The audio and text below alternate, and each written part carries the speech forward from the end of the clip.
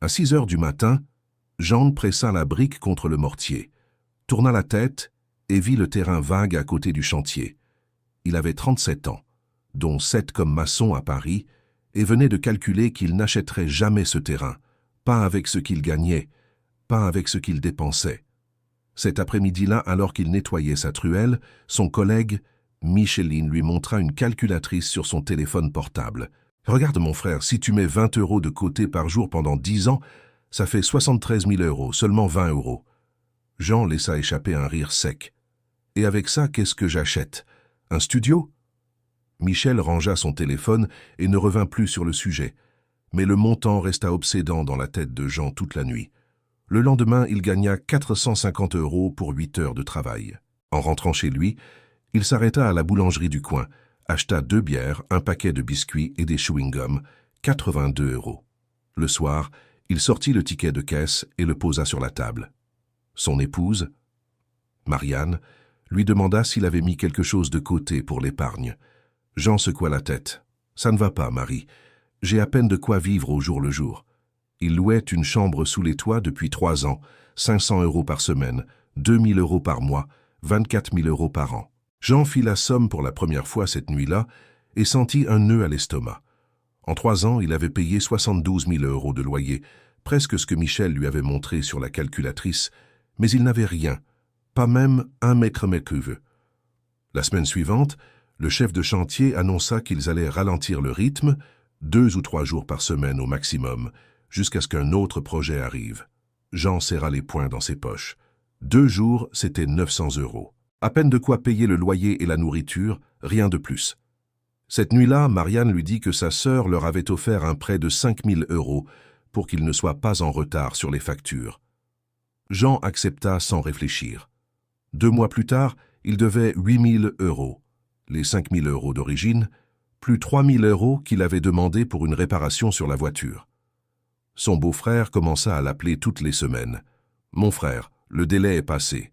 Quand me rembourses-tu » Jean promettait des quinzaines qui n'arrivèrent jamais complètes. Il commença à éviter les réunions de famille. Marianne cessa de lui parler pendant 3 jours d'affilée. Un après-midi, alors qu'il portait un sac de ciment, Jean pensa « Je vais vivre ainsi jusqu'à 60 ans, en empruntant, en payant un loyer sans rien à moi. » Ce même après-midi, Michel revint sur le sujet. « Tu te souviens des 20 €? Eh bien, ça fait 40 jours que je les mets de côté. J'ai déjà 800 €. Jean fronça les sourcils. « Et comment tu fais? Je n'y arrive même pas le 5e jour. » Michel s'assit sur un bloc de béton et expliqua « Regarde, je gagne la même chose que toi, 450 € par jour. La première chose que je fais quand je suis payé, c'est de séparer 20 €. Je les mets dans une enveloppe. Je n'y touche pas, même pour les urgences. » Jean l'interrompit. « Mais s'il y a un imprévu, qu'est-ce que tu fais ?» Michel leva un doigt. « S'il y a un imprévu, je le résous avec ce qui me reste. Si ça ne suffit pas, j'attends. Mais on ne touche pas à ces 20 €, c'est la règle. » Jean trouva cela impossible. « 20 € ne changent rien, Michel. » Son collègue sourit. « Aujourd'hui, non, mais dans 365 jours, ça fait 7 300 €. Dans 3 ans, 22 000 €. Et si tu ajoutes les intérêts d'un consortium, ça augmente encore plus. » Jean rentra chez lui avec une idée fixe et en parla à Marianne. Elle le regarda les bras croisés. « 20 €, Jean. Nous devons 8 000 €. 20 € ne perdent même pas la lumière. » Il inspira profondément. « Ce n'est pas pour payer les dettes, c'est pour ne plus avoir à en demander. » Marianne laissa échapper un rire amer, mais ne dit pas non. Cette nuit-là, Jean prit une enveloppe en papier et écrivit au marqueur 1% journalier. Le lendemain, il mit 20 € de côté. Le jour d'après, encore 20 €. Le 3e jour, il voulut acheter un soda sur le chantier, mit la main à la poche et se souvint de l'enveloppe. Il but de l'eau du robinet. Le 4e jour, Marianne lui demanda 10 € pour le transport. Jean hésita mais sortit une pièce de sa poche, pas de l'enveloppe. Le 5e jour, Michel demanda « Tu continues avec les 20 €? » Jean hocha la tête. « J'ai 100 €. » Michel sourit. « Tu es déjà plus riche qu'hier. » La première semaine fut facile. La deuxième, Marianne dut acheter des médicaments pour sa mère. Jean fut tenté d'ouvrir l'enveloppe. Il y avait 140 € dedans, mais il ne le fit pas. Il emprunta 50 € à un voisin. et les remboursa 3 jours plus tard. L'enveloppe resta intacte. À la fin du mois, Jean compta 600 €. Jamais de sa vie il n'avait réuni cette somme sans la dépenser. Le problème arriva la 5e semaine. Le chef de chantier retarda le paiement de 4 jours. Jean avait 20 € dans sa poche et 400 € dans l'enveloppe. Marianne lui dit « Prends-le, il faut manger ». Jean refusa. « Ce n'est pas pour les urgences, c'est pour qu'il n'y ait pas d'urgence ». Cette phrase sortit sans réfléchir, mais il la ressentit comme une vérité. Il vendit un vieil outil pour 100 € et acheta le nécessaire. L'enveloppe ne fut pas touchée. Au bout de 2 mois, il avait 1200 €. Michel lui suggéra de les placer dans un consortium. « Je suis dans un de 50 personnes. Chacun met 100 € par semaine. Tu reçois la somme tous les ans, mais c'est mieux que de laisser l'argent à l'arrêt. » Jean douta. « Et si quelqu'un ne paie pas ?» Michel haussa les épaules. « C'est pour ça qu'on choisit bien qui entre. Je suis dans le même consortium depuis 3 ans. Il n'a jamais fait défaut. » Jean accepta. Il plaça 10 000 € dans le consortium et continua de mettre 20 € de côté quotidiennement dans l'enveloppe. Le premier impact arriva au bout de 4 mois. Le beau-frère appela de nouveau pour la dette. « Jean, ça fait déjà 8 000 €. Il faut que tu me paies quelque chose. » Jean vérifia l'enveloppe. Il avait 2 400 € d'économisés. Il inspira profondément et remboursa 2 000 €. « Dans 2 mois, je paie le reste. » Le beau-frère accepta, surpris. Marianne l'embrassa cette nuit-là. « Je ne pensais pas que tu y arriverais. » Jean non plus. Au bout de 6 mois, il fut tiré au sort dans le consortium. 5 000 € d'un coup, plus les 1 200 € de l'enveloppe. 6 200 € au total. Jean les posa sur la table et les fixa pendant 10 minutes. Marianne demanda « Qu'est-ce que tu vas en faire ?» Il répondit sans hésiter « Je vais chercher un terrain. » Elle fronça les sourcils. « Ça ne suffit même pas pour la compte. » Jean acquiesça. « Pas encore, mais dans 1 an, oui. » Il commença à se renseigner sur les prix. Un lot de 120 mètres carrés dans la périphérie de Paris coûtait 120 000 €. La compte était de 30 000 €. Jean fit les calculs. S'il continuait à mettre 20 € par jour de côté, il aurait 7 300 € de plus dans 1 an. S'il entrait dans 2 consortiums et était tiré au sort à différents moments, il pourrait atteindre 15 000 €. Il lui en manquerait encore 15 000 €. Il devait augmenter le pourcentage. Il parla à Marianne. « Je vais mettre 30 € de côté par jour. C'est 2% de ce que je gagne. » Elle le regarda sérieusement. « Et si ça ne suffit pas pour quelque chose ?» Jean répondit. « Alors, je n'achète pas, mais on ne touche pas à ces 30 €. » Marianne accepta. « Je vais aussi mettre 10 € de côté de ce qu'on me paie à la boutique. » Elle faisait le ménage 3 fois par semaine, gagnant 200 € à chaque fois. 10 € représentaient 5%. Ensemble, ils économisaient 40 € par jour. Au bout de 9 mois, Jean avait 10 800 € d'économisés, Marianne 3 600 €. Il fut à nouveau tiré au sort dans le consortium. Encore 5 000 €. Total, 19 400 €. Il lui manquait 10 600 € pour la compte. Jean proposa à son chef de travailler les samedis pour 200 € supplémentaires. Le chef accepta. Ces 200 € allaient directement dans l'enveloppe. 4 samedis par mois, 800 € additionnels. En 1 an, Jean et Marianne avaient 29 000 €. Il manquait 10 000 €. Jean vendit sa vieille bicyclette pour 800 € et Marianne vendit un mixeur qu'il n'utilisait pas pour 300 €. Ils complétèrent 30 000 sauces un mardi de septembre. Jean se rendit à l'agence immobilière avec l'argent dans une enveloppe jaune. Le vendeur compta les billets 2 fois. Au comptant, Jean acquiesça, au comptant. Il signa le compromis de vente du terrain ce même jour.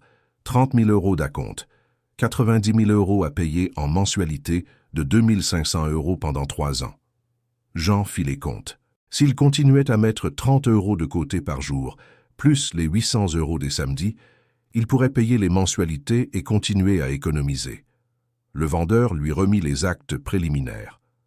Dans 6 mois, lorsque vous aurez payé 10 mensualités, nous vous donnerons les définitifs. Jean rangea les papiers comme s'ils étaient de l'or. Cette nuit-là, il emmena Marianne sur le terrain. C'était un carré de terre sèche, avec quelques pierres, sans lumière ni eau, mais il était à lui. Marianne se baissa, prit une poignée de terre et la serra. « Je n'arrive pas à croire que nous ayons réussi. » Jean non plus. 1 an auparavant, il devait 8 000 € et n'avait pas un centime d'économisé.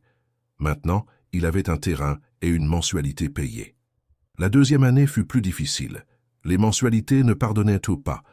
Tous les 30 jours, Jean continuait à mettre 30 € quotidiens de côté, mais certains mois, cela ne suffisait pas.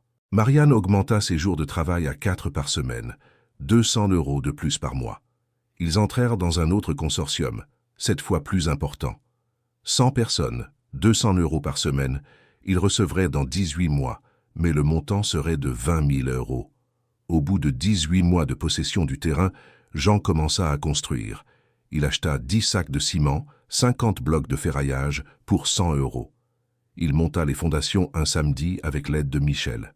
« Tu vois, mon frère, les 20 € servaient, oui. » Jean sourit en mélangeant le ciment. « Ils servaient, mais maintenant c'est 30 €. » Michel rit. « Eh bien, moi j'en suis à 50 €. J'économise pour une voiture. » Au bout de 2 ans, Jean avait payé 60 000 € du terrain.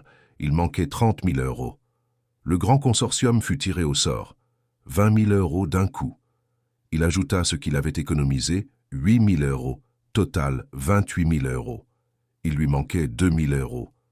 Il les prit de l'enveloppe quotidienne en une semaine. Le lundi de mars 2024, Jean paya la dernière mensualité. Le vendeur lui remit les actes définitifs. « Félicitations, le terrain est à vous. » Jean sortit du bureau du notaire avec le papier à la main, appela Marianne d'un téléphone public. « C'est à nous !» cria-t-elle de l'autre côté. « C'est vrai ?» Il inspira profondément. « C'est vrai. » Cette nuit-là, ils s'assirent sur le terrain, maintenant avec une dalle de béton et 4 colonnes montées. Jean sortit l'enveloppe jaune, maintenant usée, avec les coins cornés. À l'intérieur, il y avait 300 €. « C'est ce qu'il nous reste. » Marianne sourit. « C'est plus que ce que nous avions il y a 2 ans. » Jean continua à mettre 30 € de côté par jour. Au bout de 3 ans, il avait 32 000 € d'économisés. Il les utilisa pour monter les murs, poser le toit et raccorder l'électricité. La maison avait 2 chambres, une salle de bain et une petite cuisine. Rien de luxueux, mais c'était à lui. Ils cessèrent de payer le loyer de 2 000 € par mois, qui allait maintenant directement à l'épargne. En 6 mois, Jean acheta une camionnette d'occasion.